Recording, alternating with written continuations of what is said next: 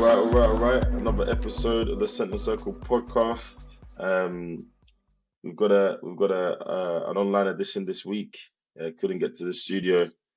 A couple of other boys couldn't get online, so you're stuck with Keith and I today. I didn't Keith. Yeah, not too bad, bro. Not too bad. You all right? Yeah, not bad, not bad. Uh, Another weekend where the Premier League has delivered and delivered in abundance. Yeah, definitely. Um, some big results. Much needed results. So yeah, we're going to talk through the Premier League results. A few big ones in there, as I've said. And then of course the transfer window closes in the next 32 minutes as we record this. So anything last minute that comes through, we'll touch on, and also some of the interesting moves today. The transfer window favorite best why is on the move again. We'll come to him a bit later. You know, some people every time there's a window, they're just always moving. They Yeah. can't stay at a club. Um, but yeah, running through the results. If we start with Saturday, David Moyes' start at Everton carries on with a 4-0 beating at home of Leicester. The Corre scoring what I believe is the fourth fastest goal in Premier League history Yeah. after 10 or so seconds. The fact that there's three goals faster than that is mind-boggling. Beto with two goals in the first half. I don't know why I'm laughing. It just feels like he's had a bit of a stop-start there, but Moyes is walking on water Yeah. over there at the moment. And then, of course, at the moment, it wouldn't be an Everton performance without Ndiaye chipping in himself. Another sorry loss for Leicester, not looking good at all. Um, then we have Southampton with a 2-1 away win at Ipswich. Vital win for them. Don't think it does anything. I think right now all they're aiming to do is not to beat Derby's record, to be honest. Yeah. That's the Playing only for thing they pride, can aren't get they? is. Yeah, exactly. Joe Aribo put them ahead with Liam Delap equalising in the 31st minute and Paulo Onuachu giving them the win in the 87th minute. Fulham came back from 1-0 down to beat Newcastle away at St James's Park. Jacob Good Murphy result. got Newcastle going. What was looking like another Newcastle win, but Raul Jimenez started and finished a move to equalise for Fulham in the 61st minute. And then Rodrigo Muniz, the super sub of all super subs, does it again in the 82nd minute. So yeah, Newcastle. Anyway, let me not say anything. They'll self-speaking. Um, and then to move on to Sunday, Tottenham with a 2-0 win away at Brentford. Didn't think I would see it. Uh, Surprising. yeah, indeed, helped by an own goal and a walking yellow card that is Pape Sarr with a nice little finish, toe poke through the goalkeeper's legs in the 87th minute. Much needed win. I think that was two wins and a bounce in all competitions for Ange. You wouldn't normally write home about that, but right now, two wins in the space of 4 days is big for them, right? Especially with the injuries. Dragusin has just ruptured his ACL, which is sad to see, but he just can't catch a break injury-wise at the moment. Ange Postecoglou. Um, and then this evening, Chelsea have beaten West Ham 2-1 after coming from 1-0 down. Jared Bowen with a fine goal in the 42nd minute just before half time. Well, Pedro Neto slaps one in at the back post off a ricochet. And then when Aaron Wan-Bissaka's unlucky with their own goal to give Chelsea ahead. Yeah, very. Um, yeah, super lucky, super unlucky. But yeah, win for Chelsea. Been in different form, really. Not been great form, I would say, this year, since the turn of the year. So a win was needed. Um, yeah, so let's get into some of the talking points of the weekend. We'll start with yesterday's game at the Emirates. Arsenal 5, Manchester City 1. Key, talk to me. It was a good game. I didn't really know what to expect. Obviously, Arsenal in pretty good form. Mm, Um, Man City have been a bit indifferent in the league, but they've kind of popped up with a result last week against Chelsea. I know. Um, Obviously, they qualified for the playoffs in the Champions League midweek, coming from behind. And even though they're in bad form, it's still Man City at the end of the day, innit? Like they're capable of turning up and putting on a performance. Um, yeah, Arsenal came out the blocks. Was it 100 seconds or something like that? It took for them to take the lead. Stones Four putting goals to Akanji, concede. yeah, Four Stones goals to putting concede. Akanji in trouble. But I think what Arsenal have done well this season is press Wait, high wait, up the hold on. pitch. You blaming John Stones? Slightly, I think he could have given him a better pass. Like the touch We've wasn't seen great that on move Akanji. a million times in Man City's defense, right? A million I'm times. not putting all the blame on But you on just said him. it didn't help. It didn't help his man out. Yeah, It didn't. yeah, it Yeah. didn't help his there, considering how many Arsenal players were around the situation when Uh, it occurred. mm, I yeah. think, yeah, either better quality of pass or just not give it to him. I think it's Uh, interesting. I think that whole situation is more of an indictment on Ortega, if I'm honest. Like, he's no Edison when it comes to distribution, right? yeah, So I think that very high press was not only about the defenders and the ball. We've seen them do well with the ball, the defenders.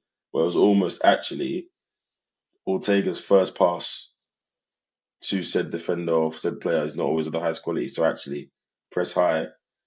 Let's see if we can exploit his inconsistency with his distro, right? That's yeah, how I see it anyway. Yeah. yeah. I agree. And yeah, it's a good hustle by Rice. Good tackle, ball breaks to Havertz. I wasn't surprised that he passed. Um, and it's not because I think he like bad or lack of confidence. I think he's a team player, if that makes sense. Like he hasn't got Yeah. that because he's not a natural nine, he hasn't got that killer instinct. So I don't think he sees it as a problem if he passes the ball to a teammate in a better position, if that makes sense. Yeah, and I agree. And also, if you watch it back, Ortega does pretty well to close the angle down. That's not a surefire, far post, bottom of the corner finish for anybody, Yeah, right? So 1 minute in, roll it across, let your teammate tap it in. yeah. Literally, right? And it was a Done with bit of it. a bobbly pass, but you can Yeah, get away yeah, with it that. wasn't, And it wasn't the best, was it? Odegaard done well to Mm, yeah, to finish it. And then Arsenal just kind of look in control in it. Like I think Man City have reverted to type of how they've been the last I'd say the last what 2 months their kind of mm. poor run has been.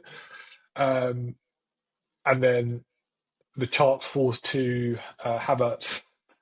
I don't know what minute it was, but it was before half time when it was 1-0, and you just think the ball falls to him. I know it's not an open goal. I know people have been giving a bit of slack. There's like a man on the line, etc.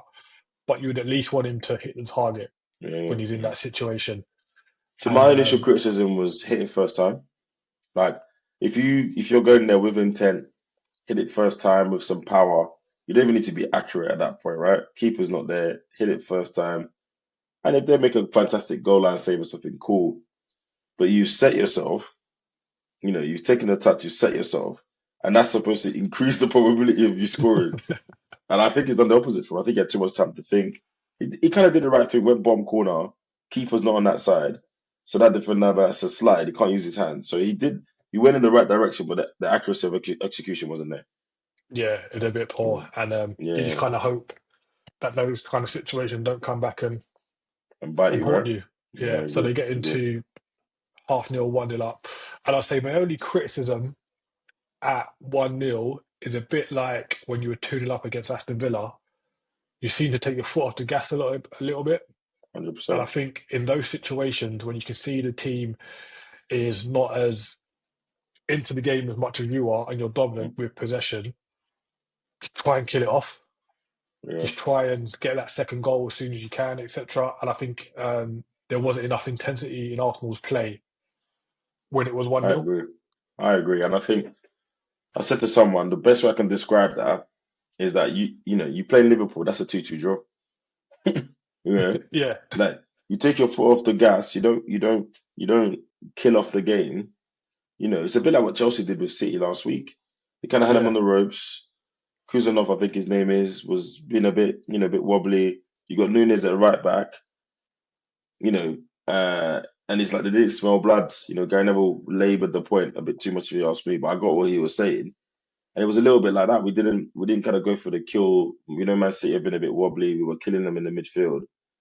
And I'm like, against a better team, I don't think you get to the point where you're able to basically chill for half an hour. Yeah. Then you score your second, and then you can ramp up again. I don't think you get to do that. So yeah, I agree with you. I think the scoreline has masked a good chunk of the game. That's a third of the game where we weren't doing what we needed to do to really kill off the game. Yeah, definitely. And you think, right, when Man City equalised, slightly against the run of play, like I say, they weren't really on it. Like Haaland scored in his seventh touch. I think it was his seventh and last touch of the Yeah, I think game. he got 8 touches in And the game or something. Yeah, and what was interesting was that up until that point, he'd been marked by Gabriel, and Gabriel gave him no change whatsoever. He couldn't get a sniff, which is really funny considering how last week he was pinning Colwill and Chalobah for fun. Like it was totally chalk and cheese, and that's the just see difference. the difference between. And there's no criticism on Saliba, but you can see the difference in kind of defensive quality that the two have, where Saliba is a bit more silky, where Gabriel will kind of get in and do the dirty work and kind of make a striker know he's there, where Saliba's quite good at mopping stuff up, etc. But yeah, it was a really good header from Haaland. And at 1-1, you think, right, where's this going to go? Are City back in the game, etc. And I think conceding the second so soon after equalising just took all the wind out of Manchester City, Yeah, and Arsenal just seemed to kind of rise it. Like after that second goal, and I think I said it in the group chat. After that second goal, the impetus that Arsenal put in the game is what they should have had when they went 1-0 up. yeah, yeah, yeah. I agree, and I think even the fact that Thomas Partey takes that shot, right? Like you've seen so many Arsenal games where in that position, the pass goes out wide again, and then they try and then they cut it back to Odegaard, and then he flings it across back post. There was just a little bit more directness at that point, kind of just doing what you needed to do in that moment, rather than playing the playbook. Yeah, Because it's not often you see him take shots like that. So he is fortunate, but if you don't shoot, those things don't happen, right? yeah. Um, It's quite so funny. that Like Mark, who used to be on the pod, used to be like, why is Party shooting from there all the yeah, time? But yeah, it all came the off this time. time. Yeah, 100%, 100%. And then, like you said, I think the goal gave the goal gave them a little bit of a lift, but also coming so quickly after Haaland scored, so they can almost erase that. Yeah, And it was almost a shot in the arm. They needed to be like, all right, we need to crack on, we need to get on, and then Miles Lewis Skelly turns up and decides he wants to have an impact on this game. yeah, and I think the kind of noise around him has been fully justified, and Yeah, it's yeah, interesting because up until a few months ago, it was all about Wanyeri, how good he's doing, etc. And like Miles Lewis Skelly's he's coming to the team a little bit under the radar at start, but then his performances, especially out of position, because everyone's saying that he's a yeah. He's a centre naturally midfielder. Yeah, he's a centre midfielder, kind of doing a job at left back, kind of keeping Calafiori out of the team, and he kind of grown in stature where you would say he's kind of maybe leapfrog Wanieri a little bit in kind of getting a start in the first team. And yeah, I like his confidence. Like his finish was really good. Kind of, I didn't even know he had a right foot. Do you know what I mean? yeah, yeah, So yeah, like yeah, he tried to be shown down the left, and he's like, oh, I can go on my right. Took yeah. I think Ortega should have done better, He's got to maybe. save Like that, man. yeah, Nah, he's got to he's save got a that. He's hand got on to, got it, to save that. Yeah, he's but got to save that. it wasn't a I good think I hand. give credit to the power of the shot, Yeah, maybe. of course. Yeah. But he's got to save that. Like I always say, does that goal beat Allison? I don't think so. Do you know what I mean? I don't think so. So So, but you got yeah, to save yeah, that. I really like Lewis Skelly. He's a good player. No, he's a really good player, and I think again, it's a little bit symptomatic of all these kids that are coming through. The way they can play on both feet, not just even at Arsenal, right? You just look at the standard. This kid's coming through Yeah, now. Both feet. He's not afraid to be positive, to take initiatives. There's all these clips going around where he's under pressure. he's the last man under pressure. He's facing his goal, but he feels confident to turn out and drive up the pitch instead of just going back to the keeper and being safe. So, he's a great example to, if you come in the first team, do what you would normally do, right? Take those risks, execute at a high level, and then Yeah, and then you get to him physically, and he can more than compete in the men's game. He had a yeah, couple of physical tussles with Haaland, and a couple of times Haaland came off worse, right? So yeah, and I love about him. He's got a bit of the gamesmanship about him, right? He's got a bit of the bite about him. He scores. He does Haaland's celebration, and lets him know that I'm around. I'm here to stay. I'm not just some youth guy that you're gonna talk rubbish to. So yeah, I think all in all, I was gonna say coming of age, but he's probably got 5, 10 Premier League appearances, probably 20 first team appearances now. So he's well on that path. He's well on that path. Um, and at this point, Emirates is rocking, right? It's yeah. all it's all going crazy. And Only one winner. then yeah, and then Havertz, comes up trumps with I think with a great finish. Yeah, Absolutely it great was really, finish, really which is good what finish. after the first half he had, and you'd forget he's had an assist in the first 2 minutes, right? Yeah, you yeah, know, no, it's true. um, and yeah, again we win the ball, move with pace, and it's 3-on-3, I believe, at that point. As we're crossing the halfway line, it's 3-on-3. Havertz Butts got to overlap, but I'm thinking again he's gonna put it across the box or try and curl it far post. But he's normally the one on the end of those, and I think he just thought, no, I'm hitting it. I need to get in on this action. And I think it was a great finish in between two defenders to Ortega's far post. Yeah, and I know people say he's a confident player, but I'll just go back to the point I said at the start. Like, I think he's just too much of a team player. I think if he like, it's very unlikely that you're going to sign a striker, striker now, to be honest. And if he is the person to lead your life for the rest of the season, I think he needs a bit more of that selfish bite about him. And I think if he gets that, he'll pop up with a lot more goals than what he does already. Like his numbers are nothing to sniff at, but I think he will get more contribution if he's like, right, killer, not looking for the pass. I'm going to take this on. Yeah, no, I agree. And I also think, when he was putting up those numbers, the team was playing well, the team was creating. He thrives on that. I think what you would want for someone like him maybe is, he's then doing more to create chances for other players, right? Yeah, He's not going to fashion chances for himself. He doesn't strike me as the guy kind of player. That's why I enjoyed his goals so much. Because typically he's on the end of stuff and the crosses, etc., etc. He's not typically one to find himself a yard and let off a shot or use a defender as a decoy and curl it around a defender. So I think he needs to be able to do a little bit more than that rather than just finishing off moves. But that's yeah, what top striker gives you. I look at Isak that everyone talks about.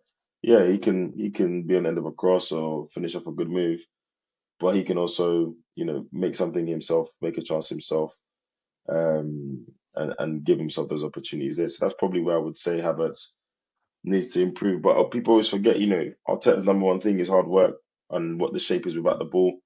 yeah, Um, and if you do that, you do that at a high level, you're always going to have his trust, right?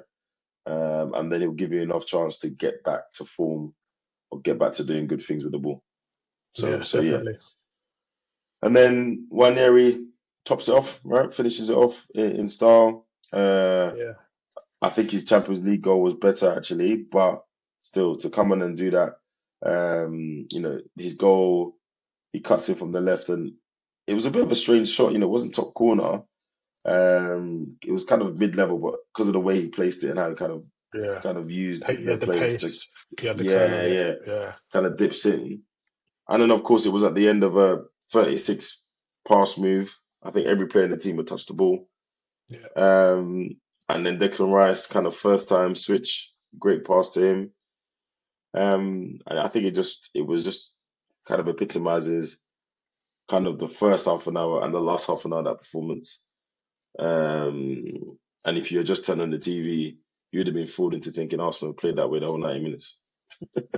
Yeah, but like I say, it's good that you can put those performances in Mm, um, against the Man City team. I know it's hard to kind of assess the victory over this kind of Man City team because they're not hitting the heights of what we're used to. But in name alone, it's kind of a bit of a monkey off your back, kind of beating Manchester 100%. City twice No. in a Mm. season. You can take that and say, right, that's a progression from where we have been previously. And Yeah, and yeah, people talk about form and that, but it was almost becoming like the Man United games, right? Doesn't matter what form anyone's in, it's still a hell of a game. It still turns up certain scenarios. You have the personal battles, Haaland's, Gabriel, all that stuff. Youngsters making their debut, all of that stuff. So I think it's a big win. And the reason why as well is because everyone was talking about, oh, if Arsenal lost, City would only be 3 points behind them with the season they've had. So same way, yeah, you still got to deal with them. You still got to beat them. And I think, psychologically the team can put that to bed. I don't think it has much. It's not indicative of much in terms of the league title because the weeks where Liverpool were drawing or maybe not, or losing here and there, those are the weeks where you're supposed to do something about the league title, right? yeah, Beating Man City or not is irrelevant. The weeks where they've dropped points, take advantage, and we haven't. So yeah, 100%. I'm not, yeah, not getting carried away with anything. Now they just have to keep up this form. We'll get some players back. It's interesting how many people are injured. People forget Ben White's not around. Obviously Tomiyasu, Saka's not around. There's so many players that have been out injured. Obviously Calafiori's come back. So I even forgot about Tomiyasu, bro. Like, yeah, you know. So yeah, big win, big result. Didn't see it coming. Talking of big results, Nuno and Forest. I mean, I told I you not never to write them off. experienced. I know. As the meme goes, I never experienced. I mean, 7-0 at home.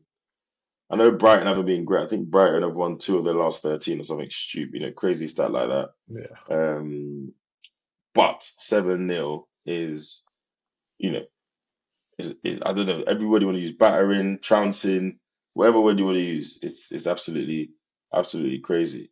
Um, and all the yeah, usual suspects turn up, right?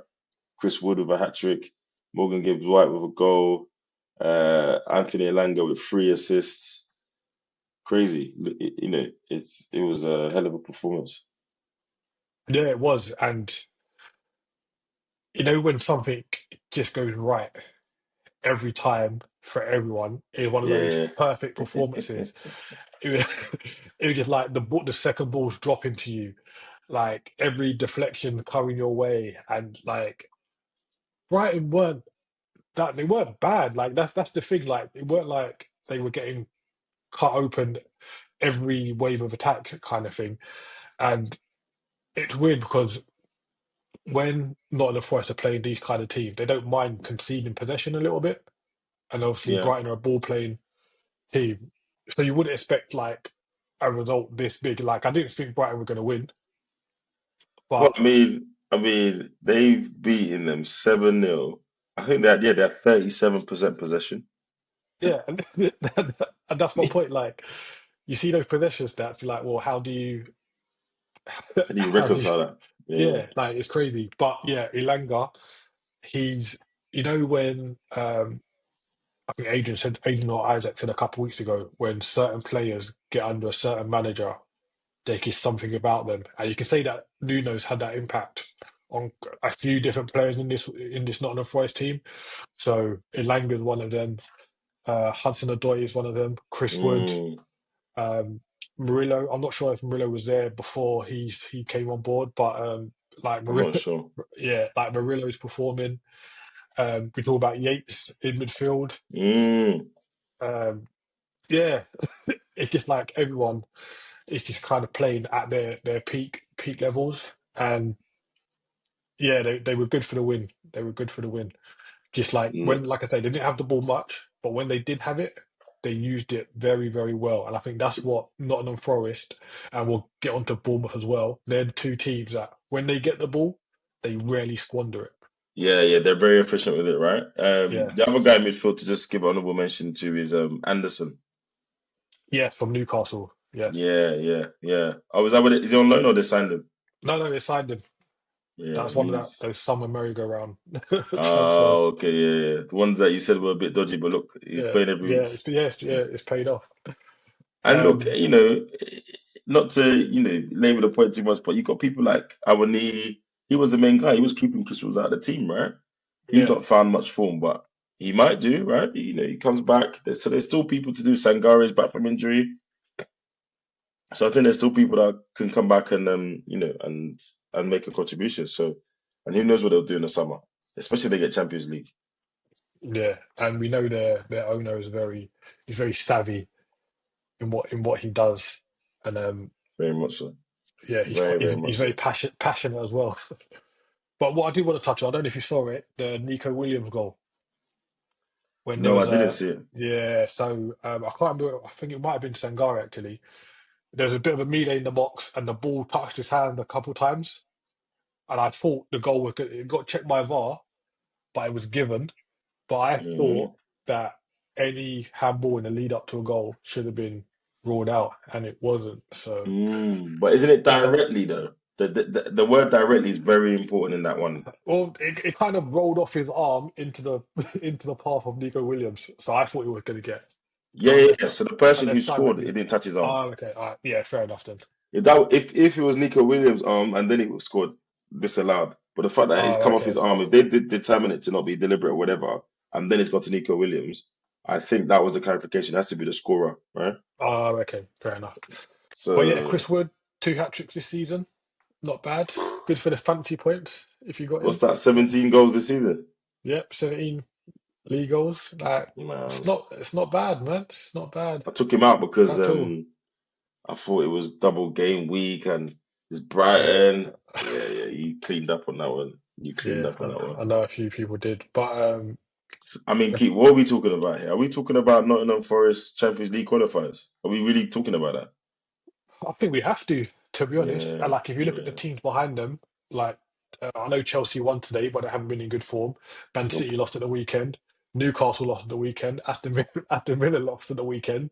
Like teams are taking points off each other in it, and I think that's going to be key to where Everyone else is teams. taking points of each other, and Forest are just taking their points. Yeah, Yeah, and if we kind of look at it in its totality, we should get the fifth Champions League spot. So yeah. that gives them a little extra buffer. And even so, even if they don't get into the top five, they're going to get either one of the two Europa League spots, or they're going to get the Conference League spot. So Nottingham Forest are getting back in Europe, I mean, they've got regardless. 14 games left. They're 6 points ahead of Man City and Newcastle. I mean, I want them to get Champions League, man. I want them to do it. Yeah, it I would want them be to do it. great. Like I think if you kind of take it back over the last couple of years, you had Newcastle Mm, break into the monopoly, then you had yeah. Aston Villa break it, and then if you go Nottingham Forest, I think it's good for the league because everyone was like, "Oh, same old, rah rah rah rah rah." Well, it's not like the quality in the league is improving. Obviously, the top teams will have to be below par for those other teams to Yeah. take advantage, but it looks like they are taking advantage when those top teams are struggling. I think it would be better. I think uh, if you just look at it from a footballing standpoint, I think it would be better for us to go Europa, right? Obviously, as a fan of the game and seeing teams do crazy stuff, I wanted to get Champions League. But if you take a step back and say, actually, sometimes that could be more detrimental than beneficial in the medium term, yeah, I think Europa League, do Europa League, get a certain level of player, build it. Do you know what I mean? Let him do Wolves part two almost, you know? Yeah, because Because he did it a is couple of hard to seven place juggle with it. finishes at Wolves and didn't he? So it is hard. Yeah, you're right. It's hard to juggle. The flip side to that argument is, as we've discussed many times, that Thursday night going to one far place in Europe is not cool. It's Yeah, much better to do it on a Wednesday. But these you days, don't want Champions it. League is on Thursday anyway. So I know. And a few of the snobs will be like, "Oh, it's not the Forest. You don't want them in the Champions League." But then, if you look at who like teams from Europe who are in the Champions League regularly, so you've got teams like Young Boys, etc. They're not the whipping boys, but they don't do that well. But they're teams who could say Nottingham Forest are better than them. But I wouldn't even go that far. So I would say, listen, this is the cycle of ball. Nottingham Forest have yeah, won 2 Champions Leagues. This is just a cycle. Like they're yeah, just coming back round in their cycle. Obviously, for a generation used to it being Man United, City, Liverpool, Chelsea, Arsenal, yeah, whatever. But again, as you rightly said before, you went all those years without being Prem contenders. Now it's your turn. And I'm not even having that, bruv. If you could get in the top 4 after 38 games in this league, you bruv, deserve to be there. go and play with your chest, yeah. Go and play Champions League with your absolute chest. But yeah, Nuno does it again. Great team, great players. Um, and then of course we come to Liverpool. Marching on. I mean, Bournemouth have been in fine form recently, but I've said it before and I said it again. A bad day for Liverpool is a draw. So if they're even a little bit off to just win 2-0 instead of winning 4. Um, and everything, despite Liverpool, Arsenal's great win, it's as you were, quite frankly. Um, Yeah, and two that's goals what from Mo Liverpool Salah. want. Yeah, exactly. 2 goals from Mo Salah, 1 penalty. Curtis Jones with an assist in the 75th minute. Looked like a pretty uneventful game. I mean, I know Semenyo had a couple of chances that, you know, on another day he makes this result a little less comfortable. How did you see the game? Yeah, they made us work for it, man. I'm not gonna lie. I had to listen to this on the radio Mm. because I was out, and like, yeah, listening to a match on the radio is stressful, man. Because you just don't know what's going, you just don't know There's what's no going on visual in it. context. Like, yeah. Yeah. But yeah, you said like Semenyo had some good chances, especially in the second half. Um, the goal the lead up to our first goal, the penalty, there was some debate whether Gakpo was tripped or not. But I think if you look at it from all angles, it looks like he was tripped, and then the defender didn't protest when it happened in real time. So that's kind of an indication of whether something happened or not. Mo Salah, more often than not, puts penalties away, so there's no real kind of nervousness around that. But then Bournemouth did score a goal that was disallowed, and it was marginally offside. So Mm. yeah, as I was saying, like I watched the highlights back, and I watched the extended highlight of this, and like Bournemouth are just really good on the ball. Like everything they do is with intent. It's not. It's like it's all kind of thought out. If that makes sense. It's not really freestyle that much, and that's what I quite like that about them. Um, you mentioned it last week, like the running.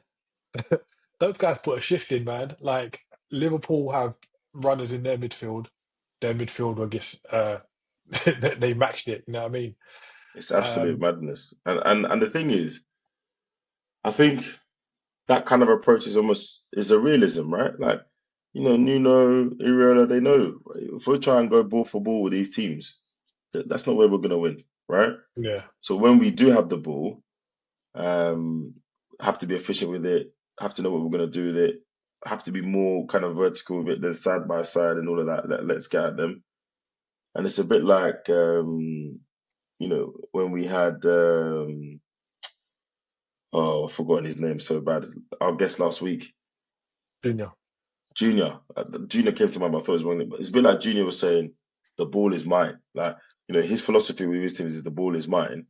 Whereas I think, some of these teams in the Premier League, some of these coaches have realized I can't take that attitude with certain teams, right? So Yeah, what we're gonna do is be very clear. Everyone knows their roles. We know what we're gonna do with the ball when we've got it, and we'll be super solid without it. And we'll have 30, 40, 50% of possession, but we're gonna make that possession count. And you look through the results, they beat all the rest of the top 4, I believe, or not lost to them. yeah, at home. Beat Yeah, Forest, beat Newcastle, drew Chelsea away, um, beat Man United away 3-0. I'm looking through their results. So, they've literally only succumbed to the best team in the league. yeah. And then you go into the second half. Dominion had a chance, good save from Allison, comes rushing out, and then Salah, who just pops out in a moment of quality, and like that's the difference maker Yeah, yeah, at this level. Like you say, Bournemouth have got some good players, but they don't have that elite player who can like just flip a game on its head. yeah. And Salah's given. like what 5 yards of space, and he just curls one into the top corner pretty much effortlessly. And then after that, Liverpool just kind of see out the game. But missed a chance. Tavernier hit the post, and then Kluivert, who's been in a good rich vein of form, you think he's gonna pass it into the into the relatively net. open net, and he just kind of shins it, which I was quite thankful for. But So of course, yeah, like I think Bournemouth are good for their league position, definitely. And I think if the other teams around them, what they're on 40 points, yeah, Chelsea in fourth are on 43 points. yeah, So if we're saying that Newcastle, City, and Villa are in the mix, then we're saying Bournemouth are in the mix for that hundred Champions League percent. spot as well. Yeah, yeah. And yeah, they're going to have a massive say, and I think it's going to be on merit in terms on how they play, not waiting on other results. No, I agree. I agree. And you could even argue, if everyone kind of plays their role, because they're 3 points at the Villa now. That loss for Villa was big, right? Yeah, They're 3 points at the Villa now. 3 point swing isn't massive, but you can see it kind of pulling away. That was a really bad loss for Villa. So to your point, for that fifth Champions League place at the moment, you got Man City, Newcastle, and Bournemouth fighting for it. Crazy. All on the yeah, same and qualifying as well, right? yeah. All I'm on just plus looking at 13. Bournemouth fixtures. Until April, they don't really play anyone traditionally hard, if that makes sense. Yeah, yeah, So in April, and the April run's pretty hard. They've got United, Arsenal, Villa, and City back to back on the back end of the season. But up until then, they're playing Wolves, Southampton, Brighton, yeah, somewhere you can think they can get points off, Brentford, Ipswich. So if they go into April within touching distance of those teams, they're going to have a yeah. massive say.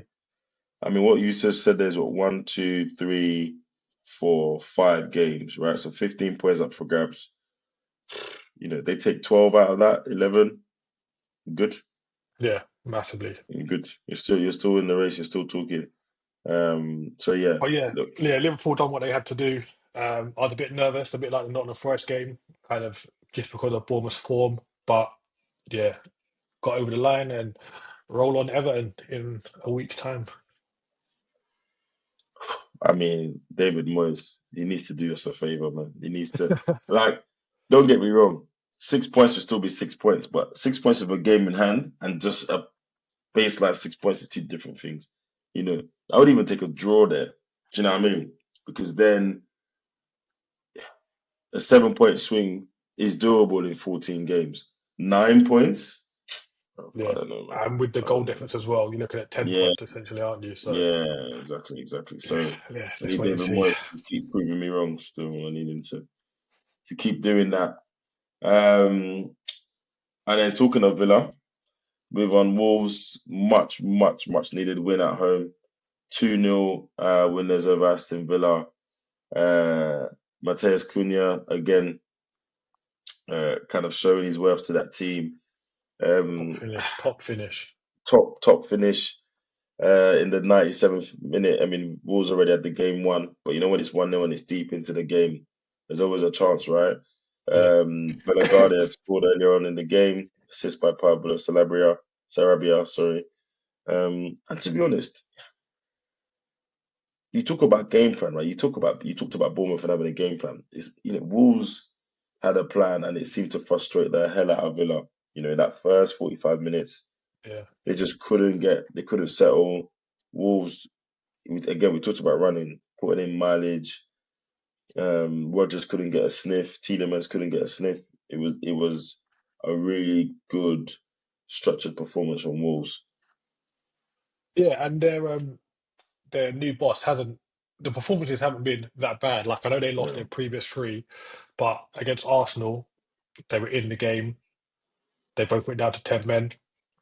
Really good finish from Calafiori against Chelsea before that. I think it was 1-1, and it wasn't until the second half where they kind of capitulated. They kind of they didn't have a good start against Newcastle, but Newcastle were in their good form then. So they haven't been playing that bad. So and Aston Villa are notoriously bad after a Champions League game. That's why yeah. some You said people you said this picked before. the assistant manager for Wolves in fantasy football. All right, all right.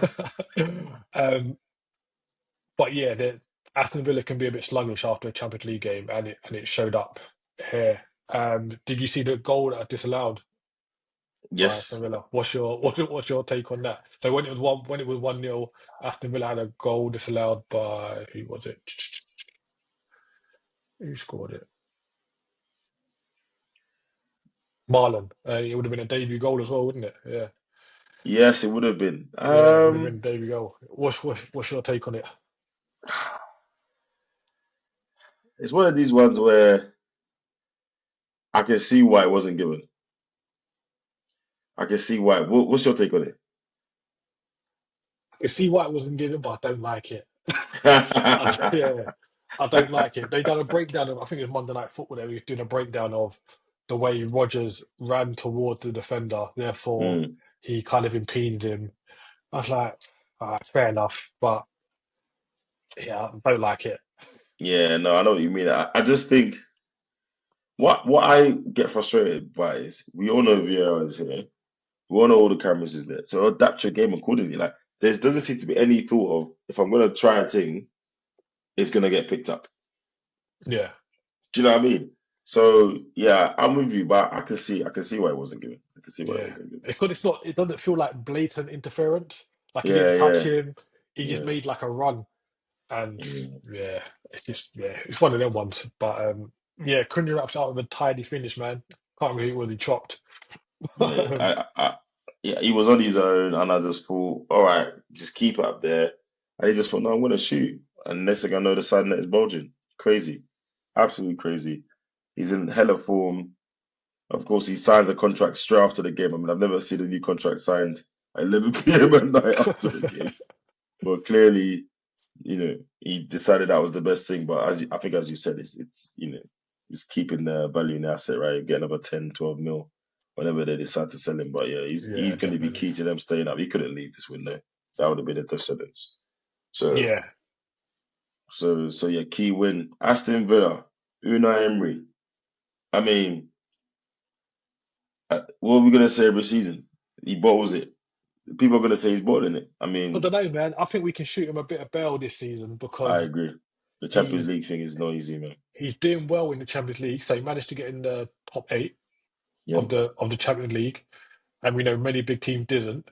And he's still within touching distance of the Champions League places in in the league. And normally, when he's doing well in a European competition, even when been in Spain, he hasn't really done well in terms of his league positions. So I think Yeah. if he gets to maybe the quarter final. I'm not sure who they're likely to play. I think if he gets to the quarter final and can muster a top six finish in the league, I think he's had another really good season with Aston Villa.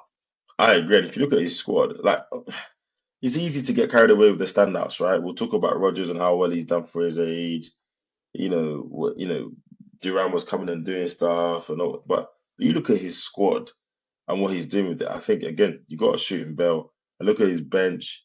He brought Matson. He had a Nana, which was not a small money signing from Everton. Hasn't been playing that much, injury, etc. Bailey, Daniel Marlin, he just brought on. But apart from that, his bench was light. Two youngsters, it looks like with high numbers. Squad number 50 and 56, no picture for them. Jamaldine Jimmo and Sil Swinkens. Another guy that don't know much about, Nedeljkovic. So you look at our squad, he's got injuries as well. And some of the moves that make him make sense. No wonder he wants to get Asensio in. No wonder he wants to get Rashford in. You know, not to talk of in defense, Kamara. He's not a defender, he's not a centre back, but he was not having a good game, right? Mm. So obviously we're hearing the Sassy's on his way over. So you can, yeah, I agree. I think the Champions League, people underestimate the burden of that midweek Champions League, Premier League, Champions League. If you're not used to it as a club, as a squad, there's a lot of players they've not played at that level before. They're not used to that towing and throwing. And I don't think he's got the deepest squad in terms of quality, and clearly not numbers. He's got three youngsters on that bench Yeah, for yeah, a pretty crunch game, right? yeah, for sure. I think midfield. I wouldn't say they're light in centre midfield, They're but I light, think man. centre midfield and defence he needs to bolster. I know, like you said, Disasi's going in. Rashford and Asensio are pretty much done. But yeah, I think they need a little bit more. Maybe in the summer they'll get that. And what's good about their owners, the Egyptian guy, whose name escapes me. There's co-owners, right? There's two of them, no? Yeah, they Yeah. put their hand in their pocket. Like even when Gerrard was there, Gerrard was backed very well, and now Emery's come in, and granted they just got 77 million for Duran, which is a a massive amount for such a young player. But they're back like it's not a case of we got this money in and we're not going to put anything out. They're like, right, we can get these loans in. These Yeah. guys are on high wages. We can use a portion of that to cover those wages. So I think Aston Villa is a well-run club, and I think it's working for Emery at the minute. I still think they're ahead of schedule from when he came in. Mm. And yeah, I think he's doing all right, man. Like let's just see how it plays out. But like I think if they can get quarterfinals and a top six, top five, they've done well again.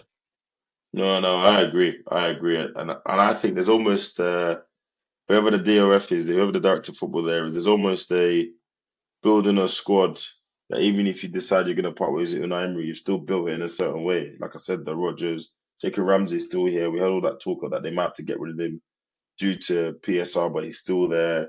Get Asensio in on loan to the end of the season, but again, he's 29. He's played at the highest level. That could be a really good signing.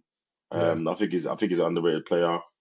We don't know what version of Marcus Rashford is going to turn up.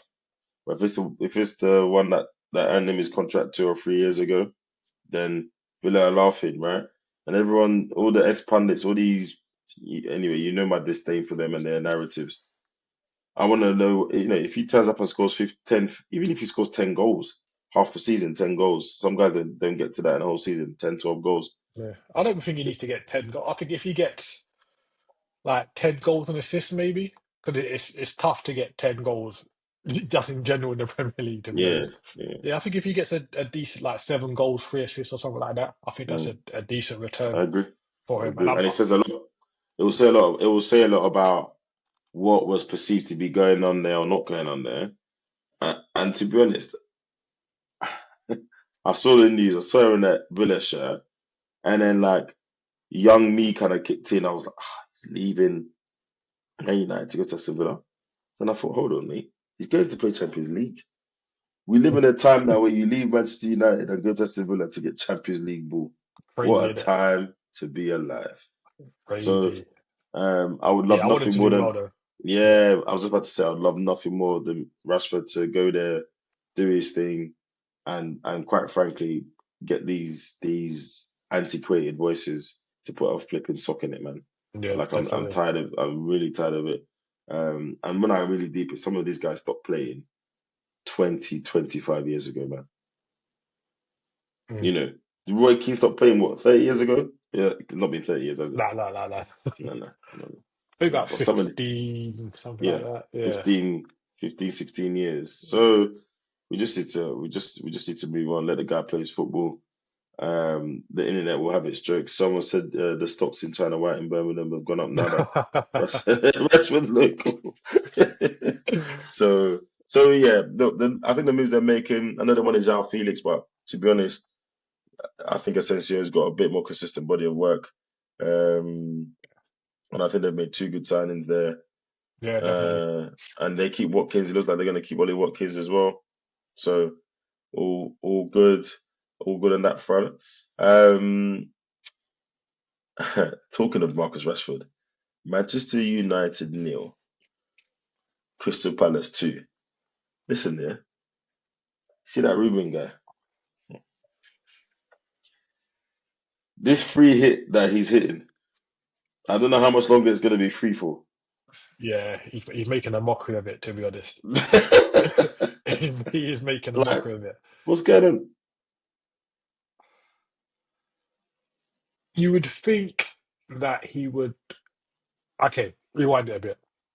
Considering his start with Marcus Rashford about what Yes. he's not doing or what he wasn't doing, Mm-hmm. etc., you Mm, would think everyone that he is selecting for his squad, first team match days, are doing what he wants them to do. mm-hmm. But it seems Mm-hmm. like he's going into matches with no clear understanding of what his players are capable of doing.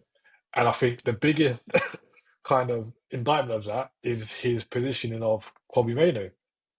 bro. It's all well and good. You may potentially not trusting your strikers, Haaland and Xerxes.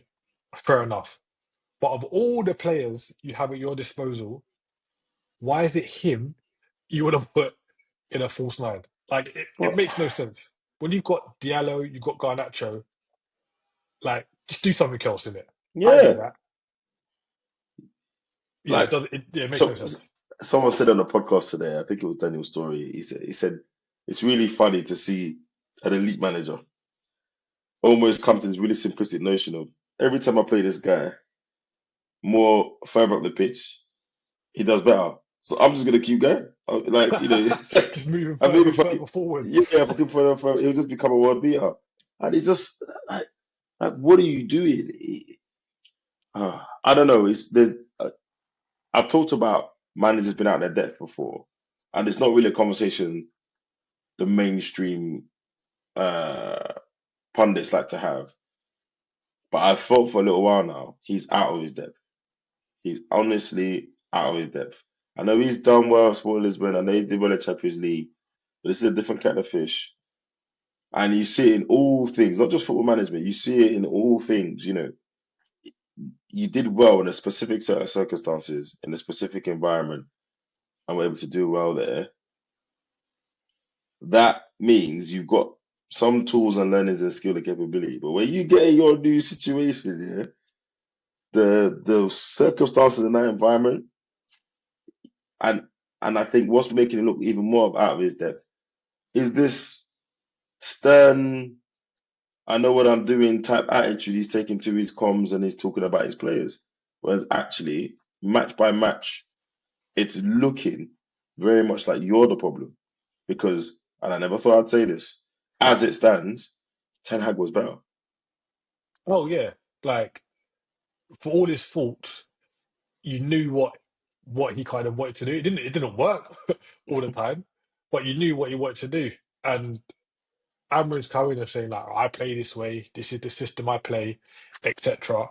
And okay, fine, you can do it, but if you're not going to adapt and tweak it to the players you have, play the best available players in that system. Like if you look at the confidence that Garnacho has, he's someone who'd be like, put me up front. Yeah. Like that's the confidence he Yeah. kind of exudes, Mm, isn't it? And mm. it's like you put Kobe Mano there, and you're just killing him in it. Like you're just putting him for scrutiny. Like he's broken in. Like this is he's still in his first real year of 13 football. Remember, he didn't break into the team until around January last year, December, Yeah. January. So this is Yeah. like so. You're saying after a year of him playing a six essentially, or in that central midfield role, you're going, I know what, I'm going to put you up front, see what you can Well, so do. so you're not setting him up for success, number one, right? And obviously, any player, put me on the pitch, I'll do a job. But you're not setting him up for success. You have two guys on the bench who play in that area, where whatever they're doing badly or not, you cannot tell me you're going to get more out of Kobe Manu in those areas than you're going to get out of the two of them, right? Exactly. And then he will argue, like a lot of these new coaches will do, oh, it's about the opponents I'm playing and how they play. How did that work out for you? Doesn't make any sense. It actually doesn't make any sense. And the crazier thing is, as much as we're killing him for playing Manu there, it didn't get any better when he put the actual strikers on. So it's kind of like, But at what's least going on? kind of set yourself up. Yeah, I think he needs to take a long, hard look in the mirror and I agree. decide what he what he needs to do or what he wants to do. Because like we said a few episodes ago, like stick to your guns. You know what I mean? It'll Yeah. come good, etc. Mm, He's got to go back to basics. Like we know he didn't want to come in mid-season. He wanted a pre-season with them, mm, etc. I mm, think he's got to go back to what even if it's go back to the 4-3-3, play that, and then in the summer start working on this because he said I I need agree. more time on the training pitch and I don't get the full week, etc. I'm not having it. I'm It sorry. it's show it's showing whatever you're doing, Well, or not, it's showing. Yeah, but So Key, you can't have your cake and eat it, right? So you said, a lot of the talk we've not heard it from him, but a lot of the talk we've heard is he wanted the summer. He didn't want this job mid-season. Fine, but he still took it, right? So you take the job mid-season. So you do what you need to do, bearing in mind you've taken it in mid-season. You've not had a preseason to work with the players. You've not had a preseason transfer window to get who you want in. And this is where my whole point about, and we had the whole arguments about company and all these other guys. Surely a key part of management is that pragmatism, right? Is that yeah, ability to say, look, what I want to do is X, but I only have Y, so Z is the middle ground. mm, Surely, surely. So for me, this is inexperience showing. This is him showing that he's out of his depth, 100%. And if he's not careful, he's he is going to have some of the worst managerial statistics that Manchester United have ever seen if yeah, he's not careful. And yeah, actually, easily. as we talk about it now, I think the more it slips down, right, the shorter leash he gives himself next season. Yeah, because he has to. If this season ends badly, a bit like Ten Hag. Ten Hag was kind of covered by the FA Cup win, Mm, and I think if he didn't have the FA Cup win, he might have got sacked a little bit earlier this season. yeah, But if this season continues to go badly, especially the home form, like I think he's lost what seven in, like 5 and 7 at home in the league, which is absolutely crazy. Going into next season, you start looking at getting to October, November. If the performances haven't picked up, it's another it's another firing, which is absolutely. absolutely crazy. And I think we've got to give a bit of credit to Crystal Palace. Like they've gone to Old Trafford the last what 2 or 3 times and come away with victory, I believe. And they were happy to concede possession. Yesterday was it? Yeah, yesterday. Yeah, 2 o'clock game. Yeah, they were happy to concede possession, and they just hit them on the counter attack and got 2 good goals. Like Mateta is in a rich vein of form under Glasner. Crystal Palace have been pretty decent the last 2 or 3 months. And it's weird. Like we're talking about teams going to Manchester United, like Fulham, Crystal Palace, Bournemouth, etc., getting results, and we're like, it is what it is. Like it's not Yeah, even a, yeah, yeah, yeah. it's not, and it's weird because like even times when say like Arsenal or Liverpool haven't been at their peak, teams weren't going to their home grounds, or it's very rare. Lower ranked teams are going to their home ground and nicking results. It's very Mm. rare that they would. When was the last time Arsenal lost 5 or 6 games at home in the season? I, I'm flabbergasted. Honestly, bro. I think if Amarim is still there at the end of this year, I'll be surprised. Another thing I think is they won't do the Sorry, surgery that's sorry, required. do you mean calendar year? Calendar year. Yeah, if he's Yeah, still okay, here in yeah, the calendar year, I'll be surprised. So I just think some of this stuff is really hard to change. And I'm not sure they're gonna make the hard decisions. I think people like Bruno have to go. Not that he's good or he's bad or whatever, but when you've been a big part of some of the worst times at a club. You can't be clean. That yeah, no one can separate that for me. So the Luke Shaws, the Bruno Fernandes, all these guys need to go. Maguire, all need to go. But when you do that, the way back is long and it's bumpy, and they won't do it. They need a clear out. They need a full clear out. And I kind of liken it to the times where Arsenal were just like, oh, even if you got 2 years left in contract, here's some money. Just get out, man. yeah. Just Just go. go. Yeah, just go. But I don't think they'll do that. I don't think they've got the money to do that. I don't think they've got the money to then go back in the market. And these days, should they need the money? The director of football and those guys should be picking out gems. They should be. We keep seeing these Brightons and Bournemouths and these guys come out with players. These guys should be rocking up at Man United now. Yeah, I know them. Yeah. So it's premature. It's been there 3 months. If he turns this around and Manchester United are a circa top 5 or 6 team next season. I'll eat my words, but mate, it doesn't look great. And if he hasn't got the players to play his style now, how many players are they bringing in the summer to play his style? They're not bringing in 5, 6, 7, 8 players. They haven't got the Yeah, money. it's crazy. So yeah, I think they've gone for someone who needs to be set up in a certain way, and he's not dealing with it well. They almost need like an Iriola or someone who's I don't want to say humble. Like Amarim is humble, but you know what I mean. Like Yeah, he's kind of built the hype a little bit. He's used to winning, etc. He needs to have a certain platform to do what he's doing. Whereas the strikers, those guys will go to a club. This is what I've got, and we're gonna move it. And they should have done something like that, in my opinion. But yeah, yeah, great win so, for Palace. Glasner's got them playing. Mateta is he only scored 1 in 12 or something, I think previously. Now he scored 5 in 4 or 4 in 5. He's on fire, he's keeping it at the team. They got a bit of structure. They're not in any trouble anymore. If I look at the table, they're 12th on 30 points. So they're 11 points away from Wolves in 17. yeah, I would argue they're safe. yeah, definitely. Yeah, they shouldn't get dragged into any trouble. So yeah, well played to him. And then last but not least, I think just to touch on a couple of bits of the transfer window we already mentioned, Rashford and Asensio turning up at Villa Park, possibly Disasi. Second chance to live for him. I hope he takes that with both arms. Otherwise, he's going to be back in League 1. Matthias Tell to Spurs. What do you think of that one? All the heave home, Man United, Spurs. This is a Even weird Arsenal one. mentioned at one point. Yeah, it's like he's been in around the first team at Bayern Bayern. Munich for a couple of years, so since he was 17. But like his numbers are not great, but that's because he hasn't really played much. Like And then he Elise hasn't turns scored. up. Harry Kane Yeah, turns up. like he hasn't scored this season, so I don't know what to expect from him. Like I, I think a loan is the best deal. When I was seeing like 50 million being touted for him, etc., I was Mm. like, that's a lot of money for someone And who you hasn't can't got. even get in your team. Yeah, one can't get in your team, and your YouTube highlights reel is like a minute long because of the lack of goals that you scored.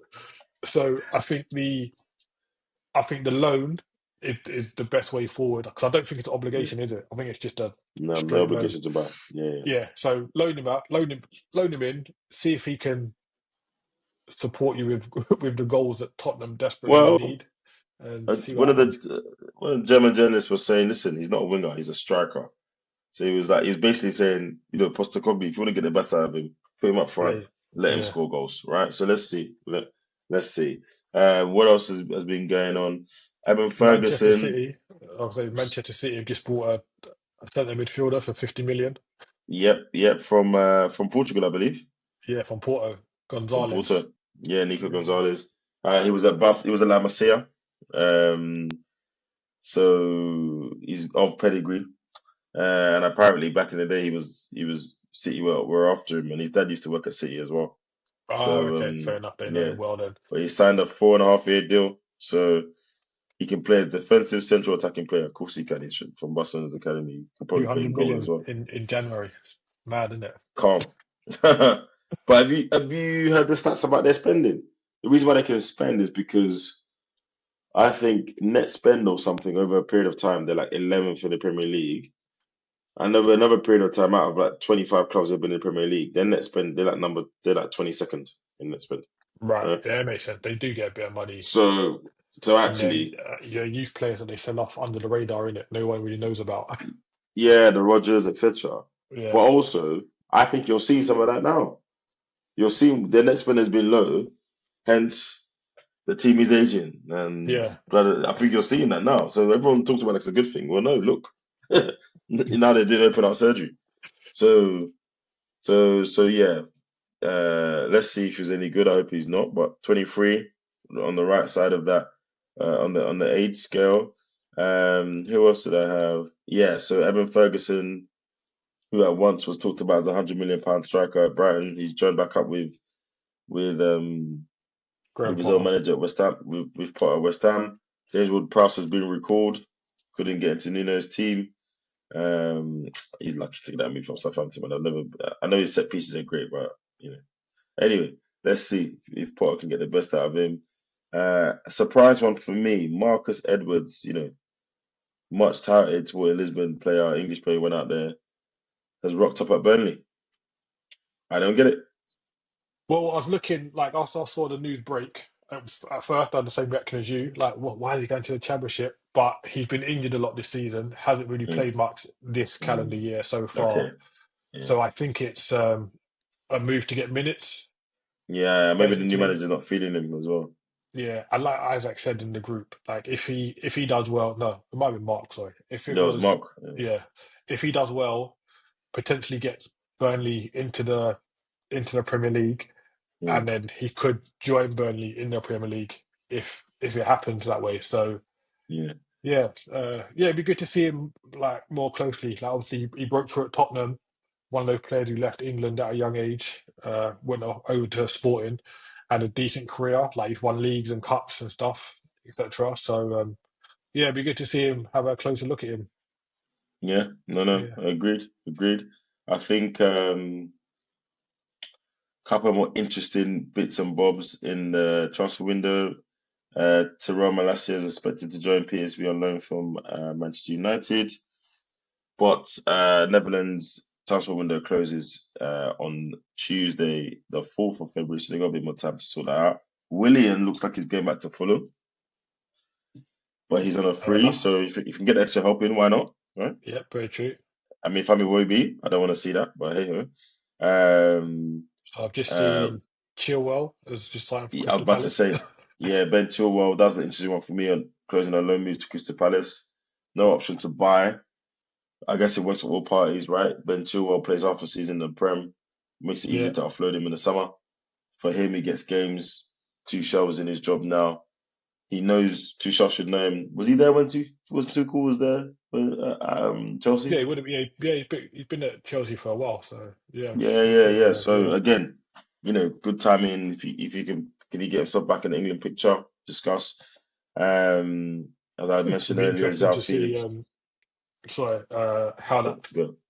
plays for Mitchell, because obviously Mitchell's been the starting left back, isn't it? So Brother, he's not. Yeah, I think he's not had any competition for 3 years, 4 years, maybe. Right? He's yeah, true. They've still got Clyde just in been it. turning up. So, Yeah, just been turning up. So yeah, it'll be interesting um, to see how that goes. And like I said, transfer window favorite Miti Biswai is on his way to Eintracht Frankfurt from Galatasaray. I mean, I would love to count up how many clubs that gentleman's played for. his He, agent is just excellent because he just always always seems to get something moving yeah, for him. it's super super interesting. Um, that's it, I think, from the transfer window. It's been a quiet one. Unfortunately, Arsenal did not sign a striker, much to my annoyance. Carney Chukwuemeka's gone to Dortmund. Interesting. Oh, okay, nice. I'll keep one eye on that one. Um, but yeah, I think that's it. We'll be back next week, FA Cup weekend next week, I believe.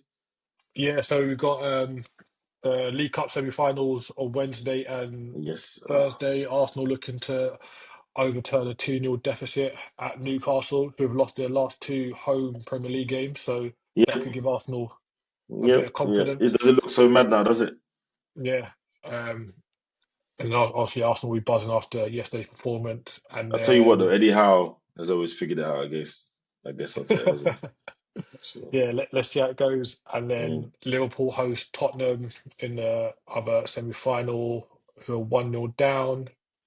So, yeah, let's see how the team's gone. And I didn't realise the cup final's really early this month. It's normally at the end of the month. It's yeah. on the 16th. So a So week, 2 weeks, it's basically 2 weeks time. yeah. Wow. Yeah. Okay, I Yeah. wonder why that is. Yeah. Yeah. More I don't scheduling know. rubbish, I guess. Yeah. More scheduling So, rubbish. um, yeah, be interesting to see who gets to the final of that. And then, as you said, FA Cup, fourth round next weekend. I think a lot of the bigger teams might rest players, injuries and Agreed. stuff. Speaking of injuries, um, Martinez and Dragerson both confirmed ACLs I today. mean, Martinez, the keeper.